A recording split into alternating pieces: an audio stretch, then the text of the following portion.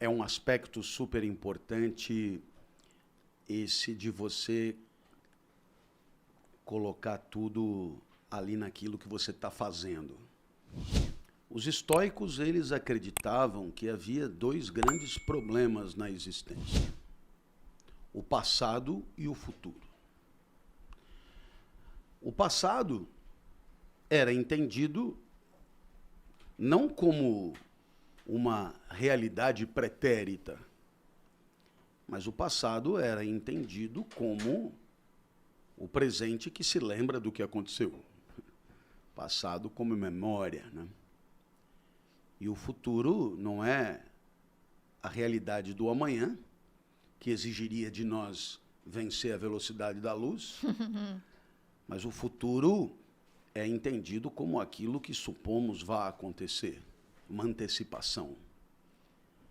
E os estoicos estavam convencidos, com razão ou não, eu até humildemente problematizaria, mas eles estavam convencidos do seguinte: quando você está pensando na morte da bezerra, e a bezerra já morreu,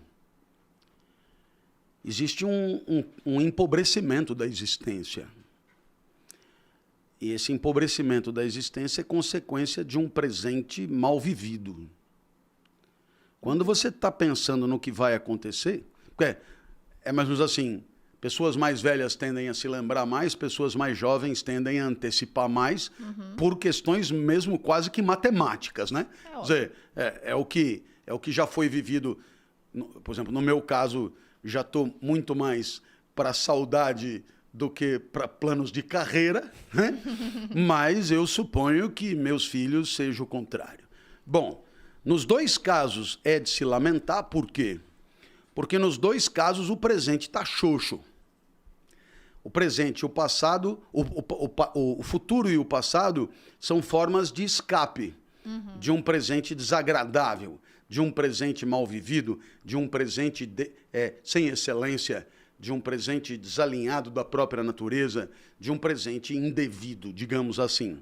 Então, de certa maneira, nós imaginaríamos uma felicidade sem nostalgia e sem esperança.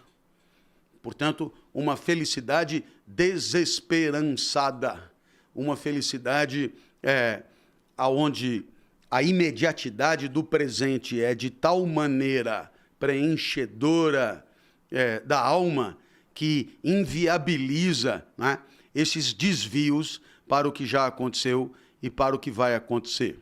Então, eu poderia citar o livrinho do professor Sponville, A Felicidade Desesperadamente. A tradução é ruim, não é desespero, é desesperança, né?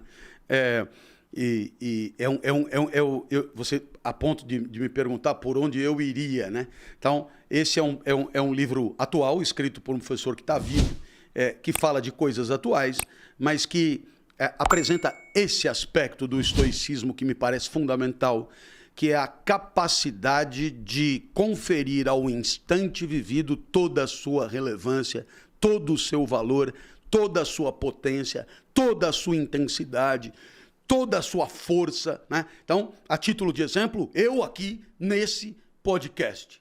Você pode nem estar achando o máximo que eu estou falando, porém, saiba, aqui eu estou 200% focado no que eu estou falando.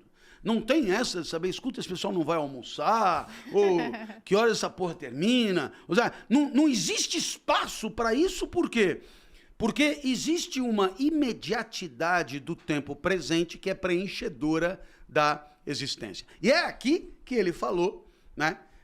Faça como se fosse a última vez que você está fazendo aquilo. Agora, por outro lado,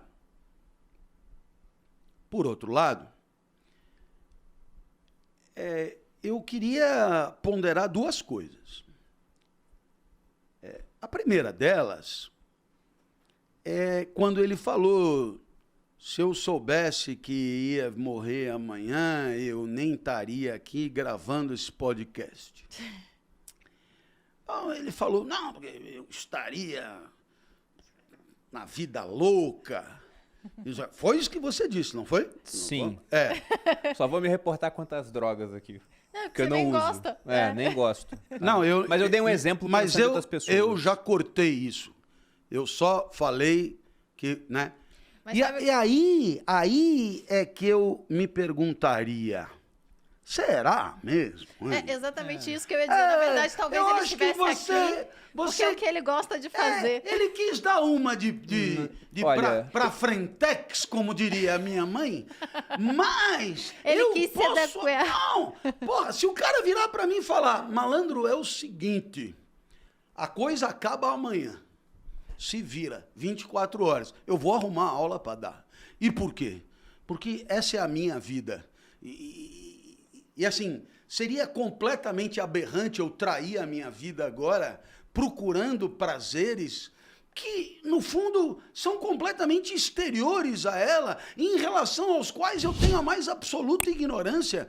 A minha vida toda foi essa aqui, e isso aqui é o que eu faço de melhor, isso aqui é o que eu gosto de fazer, e é isso aqui que eu farei até o último dia, né? E se houvesse a possibilidade de prever o último, aí sim é que eu não sairia daqui. Eu só, às vezes, me permito sair do fazer de explicador por acreditar que terei muitas outras oportunidades para explicar. Se eu não tivesse muitas outras oportunidades para explicar, aí eu não abandonaria nunca. Agora, isso é um ponto. Ponto número 2. E aí vai o será de novo. Será que a imediatidade da experiência vivida é preenchedora e satisfatória e indicativa da vida boa, como dizem os estoicos? Ou será que a vida humana, ela é claro, ela é vivida na experiência do imediatamente percebido, mas ela já não compreende uma inclinação para o devir, para o imediatamente a acontecer? Entende o que eu estou dizendo? Será que não somos todos inclinados para o vir a ser? Eu só te dou um exemplo. Se a imediatidade do instante vivido fosse completamente preenchedora, como é que eu levantaria daqui para ir embora? Vocês não? Porque não sairíamos do lugar. Pense bem. Ele levantou a ideia, estávamos conversando aqui antes, do Nietzsche como alguém... Então, o Nietzsche terá no Eterno Retorno exatamente essa ideia, uma espécie de critério de atribuição de valor à vida, que tem no desejo da eternidade do instante o seu centro de gravidade maior. Viva de tal maneira a pretender que aquele instante se converta em eternidade, esse será seu centro de gravidade, gostando ou não, papai. Essa teoria é amável com quem não acredita nela, não promete nem infernos nem paraísos e papá. Muito bem, qual é a ideia? Quando você não quer que aquele instante acabe. Eu estou de acordo. Então, às vezes eu estou dando aula e eu estou envolvido com o que eu estou explicando e, pô, acaba a aula, né, aquela coisa da escola, o pessoal começa a ir embora e tal, e você claramente percebia que você continuaria ali por muito mais tempo. Então, isso é indicativo de uma vida que você gostaria que durasse mais do que durou.